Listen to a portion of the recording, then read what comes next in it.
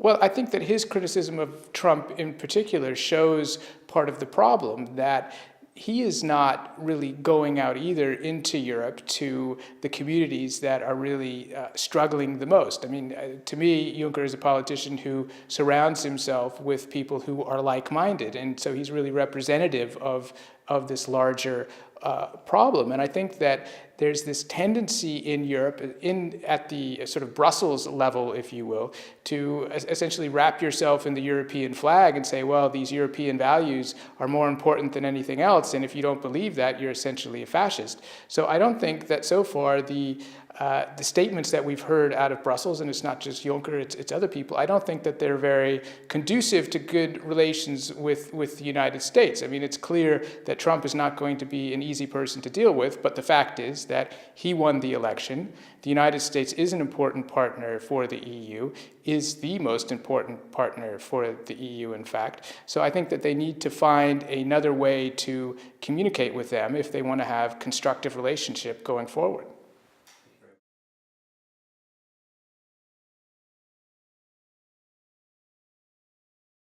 Well, I think it's a problem for politicians on the left and in the center and in the traditional right as well. And I think that what's really missing in a lot of countries, and what we can see from the successes that populists have had, is that a lot of establishment politicians aren't really engaging in dialogue with the people who are most upset. They're not really going into those communities and engaging with them directly. That's true at the European level. It's true at the national level, certainly. There's a tendency to sort of surround oneself with the sort of voters who have always been loyal to the party, instead of really going into those areas and engaging the people who are most critical of the status quo. And I think that is something that will have to change, or all of these parties are going to be voted out of power.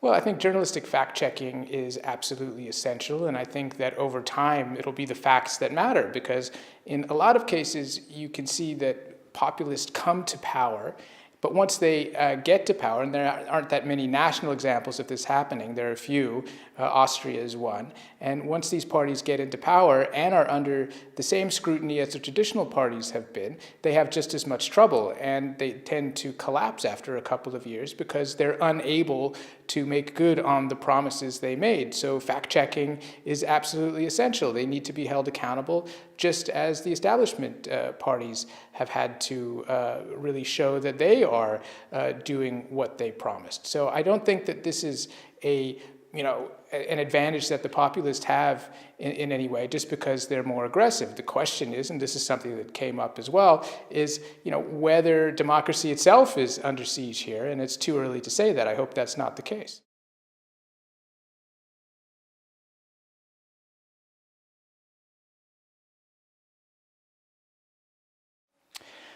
I think that they have already pledged to do this, and I think that there's definitely going to be more political pressure, especially here in Germany, for them to take more responsibility for what they're posting, for what their users are saying online.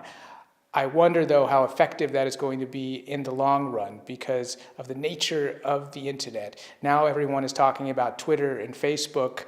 Who knows what we'll be talking about in 5 years? If they try to limit the discussion too much on those sites, then I think users will migrate elsewhere to places that we may have never even heard of or that don't exist yet. So I think that there's a limit to how much they can do, because at some point they run up against the wall of infringing on people's free speech rights. It's also technically very difficult. If you look at just the reams of information that are posted on Facebook and Twitter every day, you have to have very sophisticated programs to root all of the hate speech, for example, out. And they're getting better at that, but it's not something that is really practical to do overnight.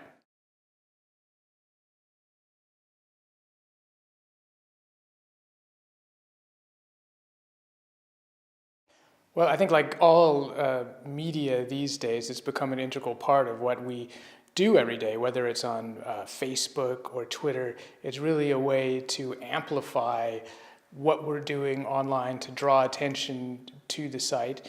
And it's really difficult to think of doing something like Politico today without these tools, because it's really what gets the conversation going online, and Politico really is an online medium. So Twitter, Facebook, and so forth are really an essential part of what we're doing every day.